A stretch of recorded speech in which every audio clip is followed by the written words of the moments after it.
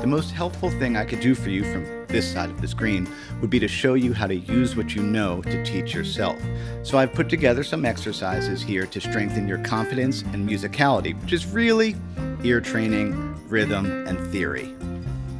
I'm Eric Haugen. Check the description box below for tabs and backing tracks on my website, information about exactly what sound tools I'm using today, live Q&A seminars, and more on Patreon, and my deep dive courses. It's all on my website.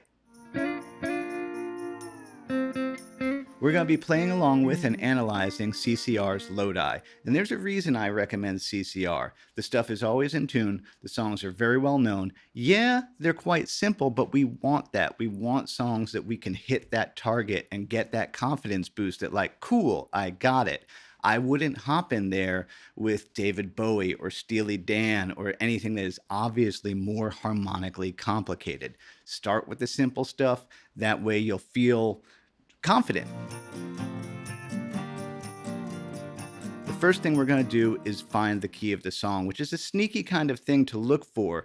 I'm not just listening for the guitar. I'm listening to the bass, both guitars, the melody. The key sort of gets implied no matter what chord is happening at any given time. And so what we're going to do is look for that fundamental resonating pitch on our low E string until we find it.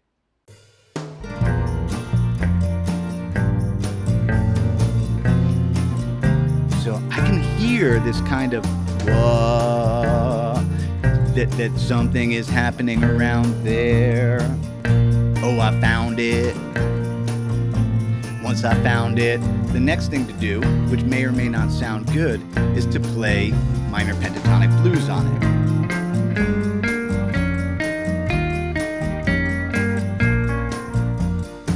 Oof, that doesn't sound right on this song. Well, that's because this song is in the key of B flat major. So hold on, let's play B flat major pentatonic.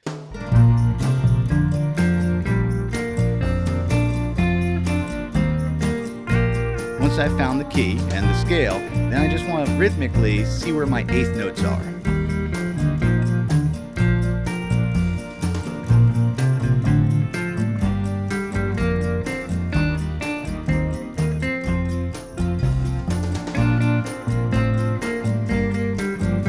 Once we found the key of the song, which is B flat major, that's going to tell us an awful lot about what chords might happen in the song. Here's a B flat major scale. That's going to tell us what chords are in the key. Sure, you could use the circle of fifths. I know that that's one way to get your B flat, C minor, D minor, E flat, F, G minor. The circle of fifths doesn't have the 7 chord, the A minor 7, flat 5, B flat. Now, being that this is credence, it's most likely 1, 4, 5, and maybe a 6 chord. In fact, I know it is. And then you have to very patiently chill out for a while and listen to the exact movement of the chords. Once you have that, make a simple chart.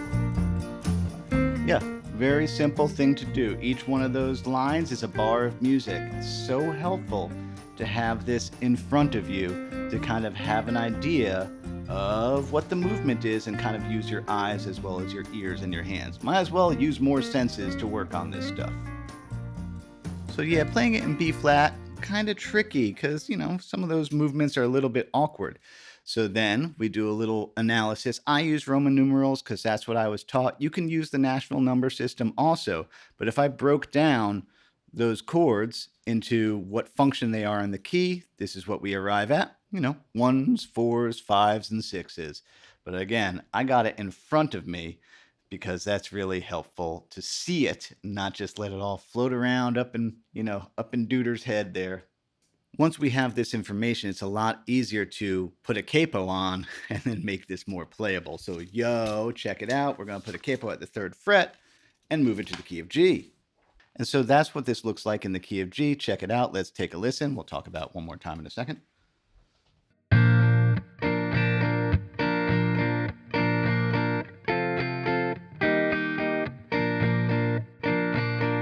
There's that part. And now the verse.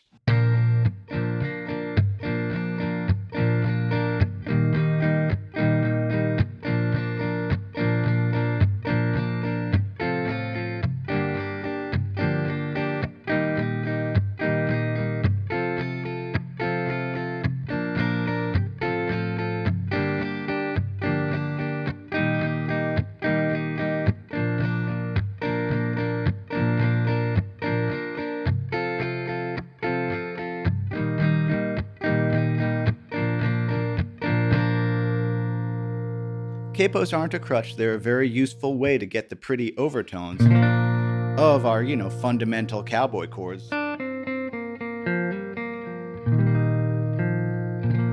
So never feel like a capo's a crutch. We talked a little bit about rhythm earlier, about finding where the eighth notes are at that tempo. The other thing that's very important is to name the groove. And CCR actually does this thing so much that for me, that's one of my core grooves. It's a mid-tempo rock feel. Mid-tempo rock standard is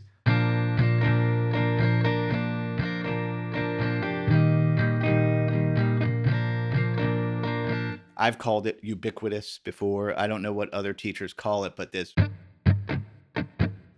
CCR does a slightly different thing.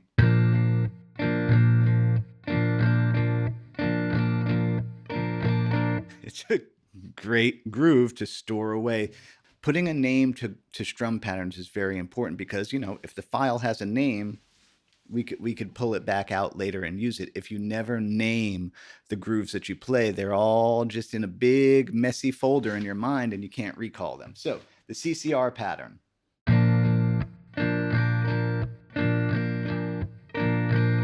It's so useful. It's such a simple pattern. Watch this though. Like, hold on. Okay. Can I get it so you can not get there we go.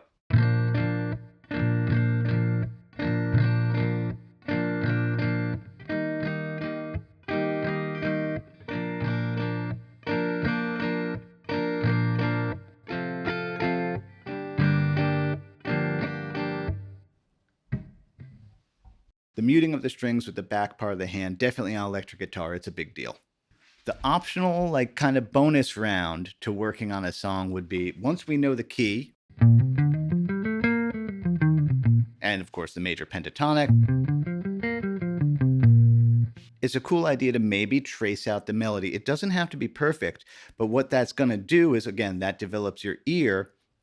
And later on, when playing leads, the more vocal melodies you have in your head and kind of see how they move around the fretboard, it really educates you on how you can make up a simple melodic solo as opposed to tricky guitar hot licks. Check it out. There's me playing the melody.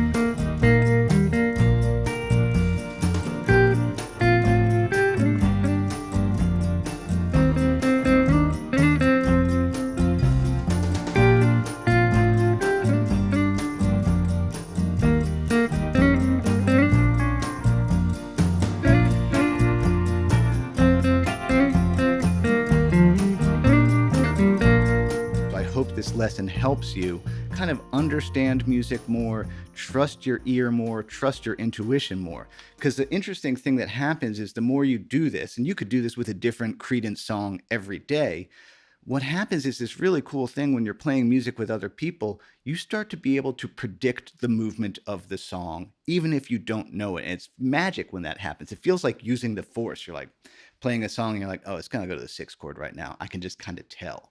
So the more you do that and work on your ear and your intuition, just the cooler everything gets. Thanks so much to everybody who supports me in all the ways that you do.